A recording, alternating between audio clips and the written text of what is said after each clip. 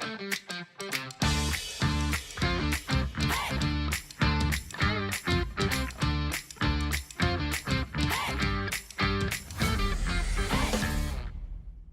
Bill and Val, tell me why you started the Fillmore Dreams team and what was your vision with that? So I think there was a couple things going on, Nate. One, we both felt like we wanted to take the skills we'd learned from both our careers and kind of translate it into a different future for us. Sure. So that was a little bit about getting into our own business, and we both felt like real estate, which Val's been in now for a number of years, was a place for us to work together and enjoy doing that and help people, realize their dream of having a home.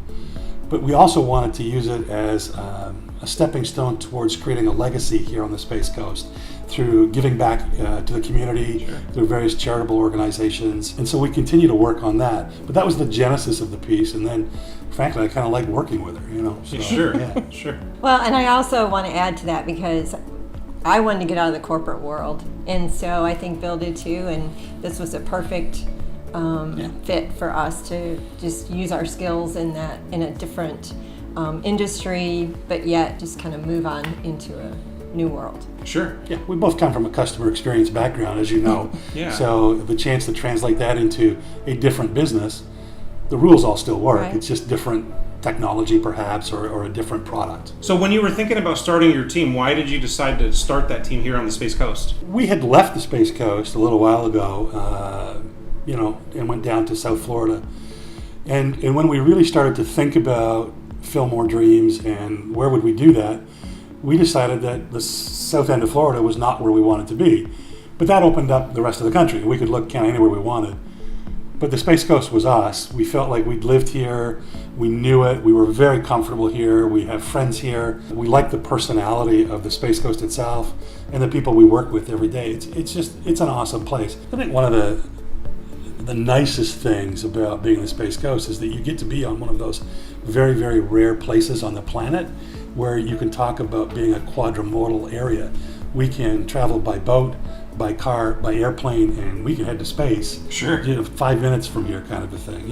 So it's pretty cool to be part of what that is, and to be able to step outside your door and watch a rocket go off, or hear it, see it, whatever that case may be, depending on the day, is very exciting to me. I mean, I remember the landing on the moon and all those kinds of things as a kid, right? So to come down here and live and see the shuttles go up when they were going, Sure. and now to see all the new space programs and the push to now go back to Mars. Right. How exciting can that be? Right. You get to be a kid again, Sure. and not a kid, right? So, Right. Yeah. Yeah. And where we're located is great too because you're 2.5 hours north to Jacksonville. Yep. 2.5 hours south to Miami. Yep. 2.5 hours west, you're in Tampa Bay. Yeah. And Orlando is only about an hour from here. Sure is. So yeah. we're in a great location to go pretty much anywhere on the eastern side of Florida that you want to go. You can be entertained in any way you want from here, right? So if you want to be quiet and sit tight, you can do it. But if you need that bit of adventure, it's easy to get to something, and it's nice to live outside of it rather than in it, That's right. and then go visit it. Absolutely. Right, so. Couldn't agree with you more. So when you're looking to get with a new home buyer, more specifically, to go look for a home, what are some things that you prepare them to do when they're out looking for homes? I think the most important thing is for them to get pre-approval and understand what it takes in this market to move quickly. Yeah.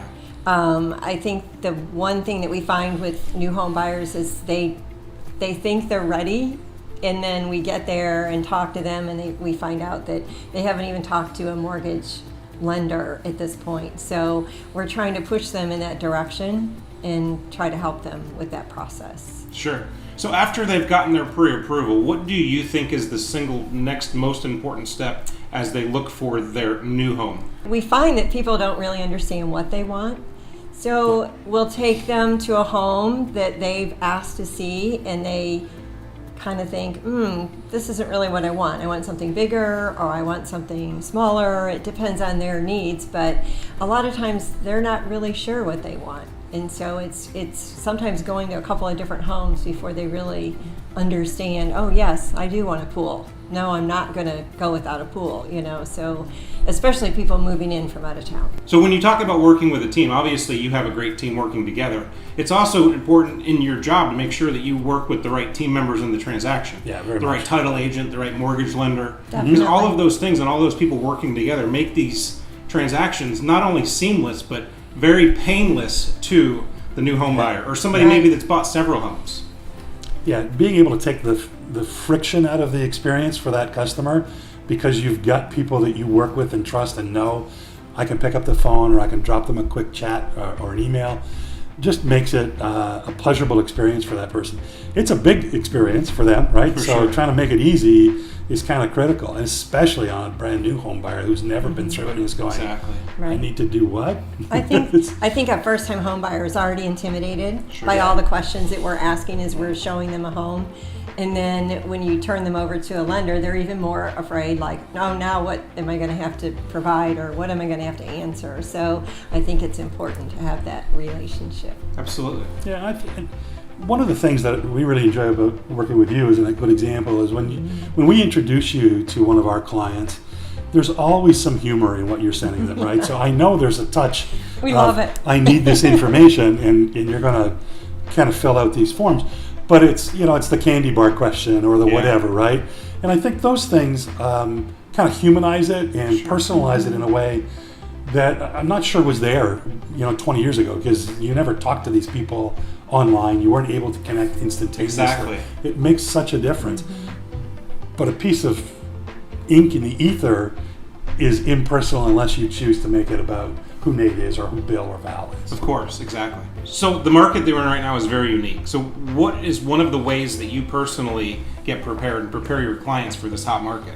I think we talk about preparedness with them a lot. So it's a market where you can do what you need to do to be successful. So buying a home or selling a home. But you've got to be prepared for how that's going to work today, which is different than it was a year ago or even 5 years ago, whatever that may be. So you have to have your documents in order. You have to have pre-approvals in place or proof of funds. You have to have a lender that's going to work with you to generate a new offer letter when the time comes. You have to be committed in your decision. And I think people get a little panicky today to some degree when they, what do I do? What do I not do? And it's about sitting down and working with them to understand whether this is, are you buying this place because you have to buy a house, or are you buying this place because it's really what you want? Because if it's not what you want, let's keep looking. That's right. And people, that's an uncomfortable feeling, because I'm trying to get moved and I'm trying to get into a home right now. A decisive position, how to negotiate, what we're going to do in terms of earnest money, in terms of the percent financed, etc. Those things change from offer to offer depending on what the nature of the seller has in play. So in this market that we're in right now, where there's just a ton of buyers and not as many listings, we've got to find ways to be creative when we're getting our homes ready for sale. What are some of the ways that you prep your listings for sale? Well, one of the first things I do is talk about decluttering, because a lot of people have their own personal items, a lot of personal items out. Not everybody does, but it's helpful for the new homeowner to walk in and see themselves in your home. So taking down a few of the personalized pictures, not everything, not to remove your own personality in your home, but letting the individual that's walking into your home kind of visualize their family there. Sure. Do you find that it's best that somebody comes into maybe an empty space and then they can envision their furniture there? Or maybe do you think it's a better idea that there's some staging in place? What works best in your opinion? I think some staging to help people.